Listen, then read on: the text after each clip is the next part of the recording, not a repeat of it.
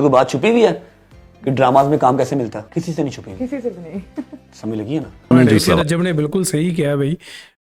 रजब जेकर अपनी फैमिली दिखा के व्लॉगिंग कर रहा है, पैसे कमा रहा है, तो जिन्होंने नहीं पसंद ना देखो बा। फिल्म के पैसे पूरे लिए हैं तो नखरे मत दिखाओ, यहाँ पर ये सब कुछ चलता है और करना पड़ेगा। आज तक मैं बड़ी एक्ट्रेस इसलिए नहीं बन पाई क्योंकि मैं डायरेक्टर और प्रोड्यूसर्स के वो नाजायज मुतालबात नहीं पूरे कर सकी जो और एक्ट्रेस कर लेती है। और मोहब्बत की हुंदी चले जी नू जी हुंदी।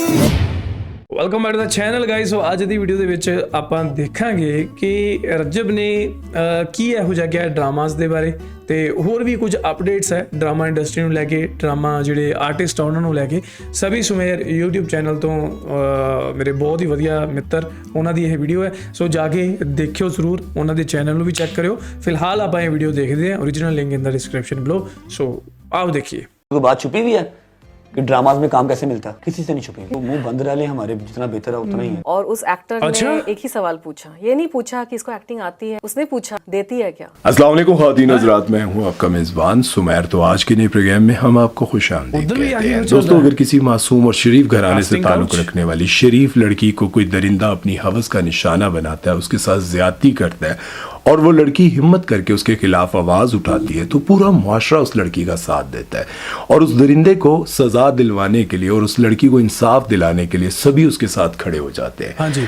लेकिन अगर शोबिज़ इंडस्ट्री में काम करने वाली किसी एक्ट्रेस, मॉडल या फिर किसी और लड़की के मुंह से ये बात सुन ले कि फलां डायरेक्टर ने या प्रोड्यूसर ने उसके साथ ज्यादती किया, उसे अपनी हवस का निशाना बनाया, तो सभी लोग उसका मजाक भी उड़ाते हैं और हैरानी भी होती है कि ऐसा कैसे हो सकता है। लोगों को यकीन ही नहीं आता कि शोबिज़ इंडस्ट्री में काम करने वाली इतनी दिलेर और बोल्ड लड़कियों के साथ भी ऐसा हो सकता है। अभी रिसेंटली रजब भट्ट, जो कि पाकिस्तान के बहुत बड़े यूट्यूबर हैं, उन्होंने अपने एक इंटरव्यू में ऐसी ऐसी बातें कर दी जिसे सुनकर बड़ी हैरानगी हुई। बड़े लोगों को इस बात पर एतराज भी हुआ कि उनको शोबिज़ इंडस्ट्री पर तनकीद करने की जरूरत क्या थी, क्योंकि उनसे सवाल ही ऐसा किया गया कि फहद मुस्तफ़ा फैमिली व्लॉगर्स के खिलाफ बात करते हैं और कहते हैं कि ये अपनी फैमिलीज को दिखा दिखा कर अपनी फैमिलीज को बेचते हैं। तो उसके जवाब में सबसे पहले तो उन्होंने ये कहा कि फहद मुस्तफ़ा कौन है, मैं तो उन्होंने नहीं जानता। कौन कर रहा है फहद मुस्तफा जैसे वो एक्टर, कौन है, वो कौन है, वो कौन है।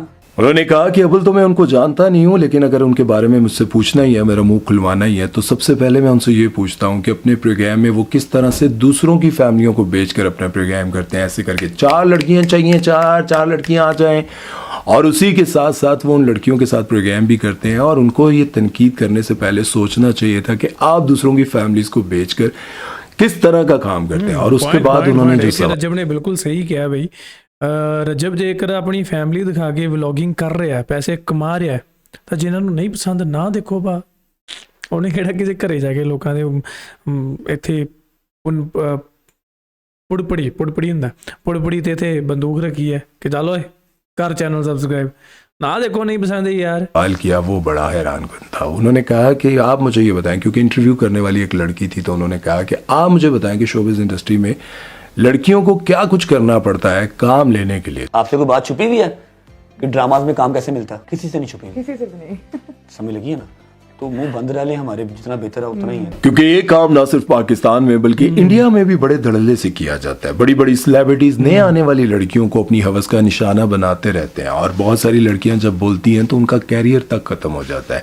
इंडिया की एक मशहूर अदाकारा जिनको आपने बहुत सारे बोल्ड सीन्स में देखा, लेकिन जब वो बड़ी बड़ी सेलिब्रिटीज का नाम लेने पर आई तो उनका कैरियर तक खत्म हो गया। नाम था उनका तानुश्री दत्ता। इनको आपने पहली बार इमरान हाशमी के साथ देखा था फिल्म आशिक बनाया में। 18 साल की उम्र में मिस इंडिया का खिताब जीता और उसके बाद इनको धड़ाधड़ फिल्मों की ऑफर आने लगी और पहली फिल्म इन्होंने इमरान हाशमी के साथ की, आशिक बनाया आपने। उस फिल्म के बाद लोगों को यूं लगा कि यार ये लड़की तो है ही ऐसी, क्योंकि इनके सीन्स देखकर लोगों को लगता था कि यार ये सब कुछ बेच कर आई है। लेकिन कुछ ही अरसे के बाद इन्होंने बहुत सारे ऐसे पोल खोलना शुरू किए कि सुनने वाले हैरान रह गए। बहुत सारी सुपरहिट फिल्म करने के बाद आखिर वो गायब कहाँ हो गई थी। उन्होंने बताया कि 2009 में एक फिल्म करी थी जिसका नाम था हॉरर ओके प्लीज। इस फिल्म में नाना पाटेकर मेरे साथ काम कर रहे थे और उन्होंने मुझे सेट पर इतनी बार हरास किया, इतनी बार बहाने से आकर मुझे टच करते थे, कभी इधर कभी उधर। मैंने जब डायरेक्टर और प्रोड्यूसर को शिकायत की कि नाना पाटेकर मेरे साथ इस तरह की हरकतें कर रहे हैं जो कि मुझे अच्छी नहीं लग रही, उन्होंने कहा कि फिल्म के पैसे पूरे लिए हैं तो नखरे मत दिखाओ, यहाँ पर ये सब कुछ चलता है और करना पड़ेगा। हम नाना पाटेकर के साथ पंगा नहीं ले सकते। वो बताती है कि इस फिल्म में मेरा आइटम सॉन्ग था और उसमें नाना पाटेकर का कोई सीन नहीं था, लेकिन वो वहां पर आए और वहां पर आने के बाद उन्होंने मुझे कई बार हरास किया, कभी मुझे किस तरफ टच करते, कभी किस तरफ टच करते। नाना पाटेकर भी अनु मलिक बन गए हैं। बहाने से मेरे करीब आते और मैं बहुत मजबूर थी कि मैं इस बंदे को किस तरह से रोकूं। जब मैंने बोलना शुरू किया तो नाना पाटेकर ने सेट पर गुंडे बुलाकर मुझे धमकाना शुरू कर दिया कि अगर तुमने इस तरह की बात जाकर बाहर की तो तुम्हारा वो हाल करेंगे कि तुम याद रखोगे। खैर, जब मैंने नाना पाटेकर को मना किया तो उसके बाद नाना पाटेकर ने हर डायरेक्टर प्रोड्यूसर को मना कर दिया कि इस लड़की को काम नहीं देना और मेरा कैरियर तबाह हो गया। शायद इसी वजह से वो कई साल से गायब थी और अब आकर उन्होंने ये सारे इंकशाफात किए। अब हम बात करेंगे ਇੱਥੇ ਨਾ ਆਪਾਂ ਨੂੰ ਦੋਨੋਂ ਸਾਈਡਸ ਦੇਖਣੀਆਂ ਪੈਂਦੀਆਂ ਨਾ। ਮਤਲਬ ਇੰਨੇ ਸਾਲ ਤੋਂ ਕੰਮ ਨਹੀਂ ਮਿਲ ਰਿਹਾ ਸੀ, ਉਦੋਂ ਚੁੱਪ ਕਿਉਂ ਸੀ ਜਦੋਂ ਕੰਮ ਤਾਂ ਮਿਲਿਆ ਹੀ ਨਹੀਂ, ਤੇ ਹੁਣ ਬੋਲਣ ਦੀ ਕੀ ਲੋੜ ਪੈ ਗਈ ਜੇ ਉਦੋਂ ਨਹੀਂ ਬੋਲੇ। ਤਾਂ ਇਹ ਵੀ ਦੇਖੋ, ਜਦੋਂ ਕੋਈ ਇਦਾਂ ਦੀ ਚੀਜ਼ਾਂ ਹੁੰਦੀਆਂ ਤਾਂ ਦੇਖੋ ਬਈ ਜੋ ਕੋਰਟ ਹੈ ਨਾ, ਸੁਪਰੀਮ ਕੋਰਟ, ਉਹ ਆਈ ਨਹੀਂ ਕਿ ਇੱਕ ਪਾਸੇ ਦੀ ਗੱਲ ਸੁਣ ਕੇ ਤੁਹਾਨੂੰ ਸਜ਼ਾ ਦੇ ਦੂਗੀ, ਉਹ ਸੁਣੇਗੀ ਦੋਨਾਂ ਦੀ। ठीक है, ਜਿਹੜੀ जुडिशरी ਹੁੰਦੀ है ना, वो सुनेगी तो फिर वो सिट्टा लेगी कि हाँ भी कौन सही कौन गलत। कैसी एक्ट्रेस के बारे में जिनका नाम है, ਇਹ ਮੈਂ ਤਾਂ ਕਹਿ ਰਿਹਾ, ਦੇਖੋ ਨੋ ਡਾਊਟ ਕਿ ਇਹ ਚੀਜ਼ਾਂ ਹੁੰਦੀਆਂ, ਕਾਸਟਿੰਗ ਕਾਊਚ ਦੇ ਨਾਮ ਤੇ, ਆਡੀਸ਼ਨਸ ਦੇ ਨਾਮ ਤੇ ਬਹੁਤ ਕੁਝ ਹੁੰਦਾ ਇੰਡਸਟਰੀਜ਼ ਦੇ ਵਿੱਚ ਚੱਲਦਾ। ਪਾਕਿਸਤਾਨ 'ਚ ਮੈਂ ਪਹਿਲੀ ਵਾਰੀ ਸੁਣ ਕੇ ਹੈਰਾਨ ਹੋਇਆ, ਪਰ ਇੰਡੀਆ ਦਾ ਤਾਂ ਮੈਨੂੰ ਪਤਾ ਹੀ ਇੰਡੀਆ 'ਚ ਚੱਲਦਾ। ਪਰ कई कुड़ियां भी नजायज फायदा चक जाती हैं। अब मी टू वाली मूवमेंट चली थी ना, उदो बड़े लोगों ने स्कैम किया। आयशा उमर, जिनको आपने बहुत ज्यादा बोल्ड लाइफस्टाइल में देखा होगा, लेकिन उन्होंने भी ऐसे इंकशाफात किए जिन्हें सुनकर नुमान एजाज भी बहुत हैरान हुए थे, बल्कि उन्होंने उनका शायद मजाक उड़ाना शुरू कर दिया था कि अच्छा ऐसा भी हुआ था, हुआ क्या था, ये आप जानकर हैरान होंगे। आयशा उमर को आपने बुलबुले में देखा, खूबसूरत का किरदार अदा करते हुए, और काफी उनको पॉपुलैरिटी भी मिली। आजकल आपने उनको बहुत ज्यादा ढीठ और बोल्ड लाइफस्टाइल में देखा होगा। ढीठ में इसलिए कह रहा हूँ क्योंकि जब वो इस इंडस्ट्री में आई थी तब वो भी सीधी सादी और मासूम लड़की थी, लेकिन लोगों के बहुत ज्यादा ऐसे रवैये थे जिनकी वजह से वो ढीठ भी हो गई और बोल्ड भी हो गई। वो बताती हैं कि मैं यतीम थी, मेरी वालदा ने टीचिंग करके और वैन चलाकर बच्चों को पिक एंड ड्रॉप कर हमें पढ़ाया लिखाया, और मैं चाहती थी कि मैं इस इंडस्ट्री में जाऊं और जाने के बाद अपनी फैमिली को सपोर्ट करूं। अपनी फैमिली के लिए यहां पर मैं काम करने आई, लेकिन जब मैं नई आई थी तो तब मेरे वालिद की उम्र का एक प्रोड्यूसर डायरेक्टर जो बहुत ही नामवर और ताकतवर इंसान था,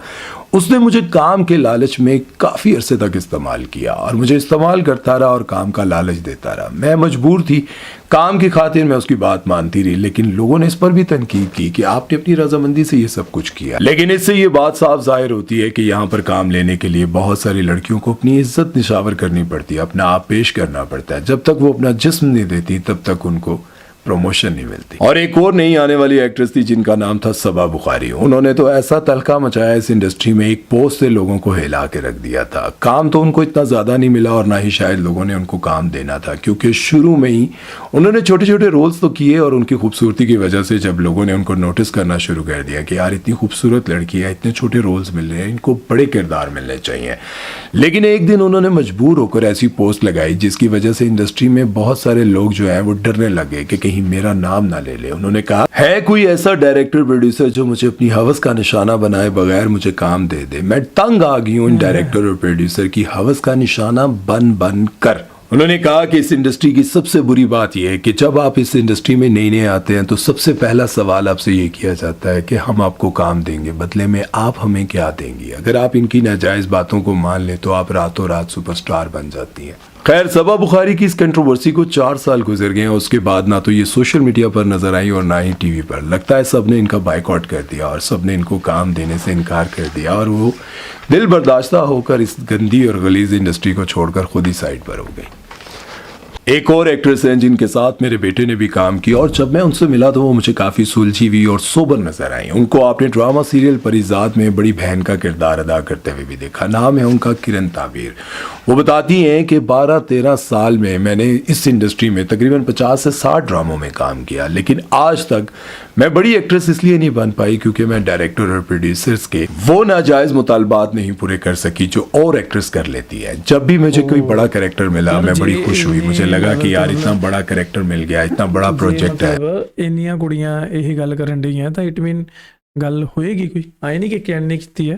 सो बहुत लोग कह रहे हैं। और जैसे ही रात होती तो मुझे ये कॉल आती कि कैरेक्टर तो हमने दे दिया, बदले में आप क्या देंगे। जब मैं इनकार करती तो मेरी जगह किसी और को कास्ट कर लिया जाता। अगर मैं नाम लूँ तो वो बहुत बड़े बड़े प्रोजेक्ट्स हैं, बहुत बड़े बड़े ड्रामे हैं, लेकिन मैं इन सारी नाजायज़ ख्वाहिशात को पूरा नहीं कर सकती थी, इसलिए मैं बहुत पीछे रह गई। मेरे साथ काम करने वाली और बहुत सारी एक्ट्रेस बहुत आगे निकल गई। अगर उनसे ये पूछा जाए तो वो कहती हैं कि कास्टिंग काउच यहाँ पर नहीं होता, हमने तो कभी नहीं देखा, हमने तो कभी नहीं सुना। जब भी कोई ऐसा बोले तो समझ आए कि वो अपने पोल खुलने से डरती है। वो सोचती है कि अगर मैंने ऐसा बोल दिया, अगर मैंने ऐसा कहा कि कास्टिंग काउच होता है, किसी को जिस्म देना पड़ता है, गिव एंड टेक करना पड़ता है, तो ये ना हो कि मेरे पोल खुल जाए। ये कभी नहीं हो सकता कि कोई भी मशहूर और बड़ी एक्ट्रेस इस घनौने सफर से ना गुजरी हो, उसने ये सब कुछ बर्दाश्त ना किया हो। और जो कहती है कि मैंने ऐसा कुछ नहीं किया तो झूठ कहती है। सोनिया हुसैन ने भी इस इंडस्ट्री का आप भाई साहब ये बहुत बड़ा क्लेम है। गंदा चेहरा बेनकाब करते हुए बताया कि एक ब्रांड ने मुझे कास्ट किया, उन्होंने मुझे शूट से एक दिन पहले यानी कि रात को मुझे कॉल की और कहा कि अगर आप डायरेक्टर की ख्वाहिश पूरी कर सकती हैं तो सुबह शूट पर आ जाएं, अगर नहीं कर सकती तो कल को हम किसी और को ले लेंगे। उन्होंने कहा कि मैं ये नहीं कर सकती तो मेरी जगह किसी और को ले लिया गया। मुझे दुख इस बात का है कि अगर मैं उनकी सारी बातें मानती रहती तो आज मैं बड़े बड़े ब्रांड्स में, बड़े बड़े प्रोजेक्ट्स में नजर आती। बहरहाल ये सब कुछ इस इंडस्ट्री में होता है, लेकिन जब फहद मुस्तफ़ा रजब भट्ट को ये बातें कहेंगे या फिर किसी और फैमिली व्लॉगर्स को ये बात कहेंगे तो सोचने की बात यह है कि फहद मुस्तफ़ा अपने प्रोग्राम में अपनी फैमिली को लेकर आते हैं, यकीनन लेकर आते हैं। उनकी वाइफ उनके साथ आती हैं, वो बहुत सारे प्रोजेक्ट्स लिखती हैं और उनकी प्रमोशंस पर भी आती हैं। और उसके बाद फहद मुस्तफ़ा अपने प्रोग्राम में बहुत सारी लड़कियों को बुलाते हैं, उनसे गवाते भी हैं, नचाते भी हैं, सब कुछ करते हैं। अगर कोई शख्स ऐसा काम कर रहा है तो उसके बाद जब आप किसी और पर उंगली उठाते हैं तो यकीनन आपको लोग यही कहेंगे कि आप जेलस हो रहे हैं। और इसमें कोई शक भी नहीं है, क्योंकि एक बहुत बड़ा एक्टर, बहुत नामवर एक्टर, वो अपने घर से बाहर निकलता है तो उसके घर के बाहर उसको कोई फैन नहीं नजर आता। लेकिन रजब भट्ट की वीडियोस देखते हैं, जब वो घर से बाहर निकलता है तो शाहरुख खान, सलमान खान की तरह उसके घर के बाहर रश लगा होता है। एक क्लिप, एक वीडियो, एक सेल्फी, रजब भाई, ऐसी चीजें जब सामने आती हैं तो फिर लोगों को तकलीफ तो होती है। अगर बात की जाए इस गुनाह की, ये जिस तरह से कास्टिंग काउच और ये डायरेक्टर प्रोड्यूसर्स करते हैं, तो बात यहाँ पर ये सोचने की है कि रमज़ान है, कभी सोच और फिक्र कर लें कि आपसे पहले कितने नामवर डायरेक्टर आए, कितने नामवर हीरो और इन्वेस्टर, नामवर ताकतवर लोग चले गए दुनिया से, और आपने उनके बड़े बड़े महलात, बहुत बड़े बड़े घर देखे, वीरान पड़े हुए हैं। कुछ बच्चे अमेरिका, कनाडा, वो कब्र पर आने के लिए भी तैयार नहीं, पाकिस्तान आने के लिए तैयार नहीं। उनको अपने बाप की याद भी नहीं आती होगी, जिसने गुनाह करते करते इतना पैसा जोड़ा, इतना पैसा इकट्ठा किया, शायद उनको याद भी नहीं आती होगी कि बाबा थे। ਸਹੀ ਗੱਲ ਹੈ। ਸੋ ਮਿੱਤਰੋ, ਇਹ ਸੀਗੀ ਅੱਜ ਦੀ ਇੱਕ ਵੀਡੀਓ ਜਿਹਦੇ ਵਿੱਚ ਆਪਾਂ ਦੇਖਿਆ ਵੀ ਬਹੁਤ ਵਧੀਆ ਬਾਈ ਨੇ ਵੀਡੀਓ ਬਣਾਈ ਹੈ। ਐਂਡ ਮੈਂ ਅਕਸਰ ਇਹਨਾਂ ਦੀ ਵੀਡੀਓਜ਼ ਦੇਖਦਾ ਰਹਿੰਦਾ, ਪਰ ਅੱਜ ਮੈਂ ਤੁਹਾਡੇ ਨਾਲ ਦੇਖੀ ਹੈ ਤੇ ਬਿਲਕੁਲ ਇਹਨਾਂ ਨੇ ਸਹੀ ਕਿਹਾ ਕਿ ਲੋਕੀ ਅੱਜ ਕੱਲ੍ਹ ਪੈਸੇ ਦੀ ਦੌੜ ਦੇ ਵਿੱਚ ਭੱਜੀ ਜਾਂਦੇ ਆ, ਫੇਮ ਦੇ ਪਿੱਛੇ ਪਾਗਲ ਹੋਏ ਪਏ ਆ। ਖਾਸ ਕਰਕੇ ਕੁੜੀਆਂ ਜਦੋਂ ਡਰਾਮਾ, ਫਿਲਮ, ਸੌਂਗਸ ਇੱਦਾਂ ਦੀ ਚੀਜ਼ਾਂ ਵਿੱਚ ਮਾਡਲਿੰਗ ਜਾਂ ਐਕਟਿੰਗ ਕਰਨ ਦੇ ਲਈ ਇਸ ਕਦਰ ਤੱਕ ਉਹ ਮਤਲਬ ਕਈ ਵਾਰ ਗਿਰ ਜਾਂਦੀਆਂ ਨਾ, ਤੇ ਮਤਲਬ ਉਹਨਾਂ ਨੂੰ ਦੇਖੋ ਇਹੋ ਜਿਹੀਆਂ ਕੁੜੀਆਂ ਜਿਹੜੀਆਂ ਬਾਹਰ ਆ ਕੇ ਕਹਿੰਦੀਆਂ ਕਿ ਸਾਡੇ ਨਾਲ ਇੱਦਾਂ ਹੋਇਆ ਤਾਂ ਕਰਕੇ ਅਸੀਂ ਇਸ ਤੋਂ ਪਿੱਛੇ ਹਟ ਗਏ, ਠੀਕ ਹੈ, ਇਹ ਤਾਂ ਇੱਕ ਸਿਆਣਪ ਹੁੰਦੀ ਹੈ ਕਿ ਚਲੋ ਠੀਕ ਹੈ। ਪਰ ਜਿਹੜੀਆਂ ਕੁੜੀਆਂ ਐਗਰੀ ਕਰਕੇ ਅੱਗੇ ਆਉਂਦੀਆਂ, ਐਂਡ ਉਹਨਾਂ ਨੇ ਇੱਕ ਕੁੜੀ ਨੇ ਤਾਂ ਬੜਾ ਵੱਡਾ ਕਲੇਮ ਕੀਤਾ ਕਿ ਜਿੰਨੀਆਂ ਵੀ ਫੇਮਸ ਡਰਾਮਾ ਆਰਟਿਸਟ ਹੈ ਉਹ ਜੇ ਕਹਿੰਦੀ ਹੈ ਨਾ ਕਿ ਸਾਡੇ ਨਾਲ ਇੱਦਾਂ ਦਾ ਕੁਝ ਨਹੀਂ ਹੋਇਆ ਤਾਂ ਉਹ ਝੂਠ ਬੋਲ ਰਹੀਆਂ, ਠੀਕ ਹੈ ਜੀ। ਸੋ ਸੱਚ ਕੀ ਹੈ ਹੁਣ ਇਹਦੇ ਬਾਰੇ ਆਪਾਂ ਨੂੰ ਤਾਂ ਨਹੀਂ ਪਤਾ, ਤੁਹਾਨੂੰ ਕੀ ਲੱਗਦਾ ਤੁਸੀਂ ਥੱਲੇ ਕਮੈਂਟ ਕਰਕੇ ਦੱਸੋ। ਪਰ ਕੁੜੀਆਂ ਨੂੰ ਇਹ ਚੀਜ਼ ਤਾਂ ਹਰਗਿਜ਼ ਨਹੀਂ ਕਰਨੀ ਚਾਹੀਦੀ। ਬਾਕੀ ਮੇਰੇ ਕਹਿਣ ਨਾਲ ਉਹ ਰੁਕਣ ਵੀ ਨਹੀਂ ਲੱਗੀਆਂ। ਤੇ ਜਿਹੜੇ ਮੁੰਡੇ ਜਾਂ ਜਿਹੜੇ ਇੱਦਾਂ ਦੇ ਡਾਇਰੈਕਟਰ ਹੈ, ਇਹਨਾਂ ਦੇ ਤਾਂ ਬਾਈ ਸਿੱਧੀ ਕਾਨੂੰਨੀ ਕਾਰਵਾਈ ਹੋਣੀ ਚਾਹੀਦੀ ਹੈ। ਕੁੜੀਆਂ ਨਾਲ ਜੇ ਇੱਦਾਂ ਦਾ ਹੁੰਦਾ ਵਿਦ ਪ੍ਰੂਫ ਰੱਖੋ, FIR ਕਟਾਓ ਤੇ ਉਹਨਾਂ ਨੂੰ ਜੇਲ੍ਹ 'ਚ ਭਜਾਓ, ਠੀਕ ਹੈ। ਸੋ ਇਹ ਪਰ ਹਿੰਮਤ ਤਾਂ ਕਰਨੀ ਪੈਣੀ ਹੈ ਜੇ ਇਹਨਾਂ ਚੀਜ਼ਾਂ ਨੂੰ ਰੋਕਣਾ ਤਾਂ, ਠੀਕ ਹੈ। ਤੇ ਕਿਉਂਕਿ ਉਹ ਤਾਂ ਹੈ ਹੀ ਗਲਤ, ਪਰ ਕੁੜੀਆਂ ਨੂੰ ਵੀ ਐਗਰੀ ਕਰਨ ਦੀ ਲੋੜ ਨਹੀਂ। ਸਾਰਾ ਕੁਛ ਇਹ ਫੇਮ, ਪੈਸਾ, ਕੁਛ ਵੀ ਇਹ ਨਹੀਂ ਹੁੰਦਾ। ਖਾਲੀ ਹੱਥ ਆਏ ਸੀ, ਖਾਲੀ ਹੱਥ ਹੀ ਜਾਣਾ। ਇਹ ਜ਼ਿੰਦਗੀ ਦਾ ਜਿਹੜਾ ਐਸ਼ੋ ਆਰਾਮ ਹੈ ਉਹਦੇ ਵਾਸਤੇ ਹੀ ਆਪਾਂ ਕੰਮ ਕਰਦੇ ਹਾਂ, ਫੇਮ ਭਾਲਦੇ ਹਾਂ, ਪਰ ਉਹਨੂੰ ਵੀ ਤੁਸੀਂ ਇੱਕ ਲਿਮਿਟ 'ਚ ਰਹਿ ਕੇ ਜਿਹੜਾ ਕਰ ਸਕਦੇ ਹੋ। ਸੋ ਬਾਕੀ ਇਹ ਸੀ ਅੱਜ ਦੀ ਵੀਡੀਓ। ਤੁਹਾਨੂੰ ਕੀ ਲੱਗਦਾ ਯਾਰ, ਤੁਹਾਡੇ ਕੀ ਕਮੈਂਟ ਥੱਲੇ ਕਮੈਂਟ ਕਰਕੇ ਮੈਨੂੰ ਜ਼ਰੂਰ ਦੱਸਿਓ। ਮੈਂ ਮਿਲਦਾ ਤੁਹਾਨੂੰ next video. Till then make sure to hit that subscribe.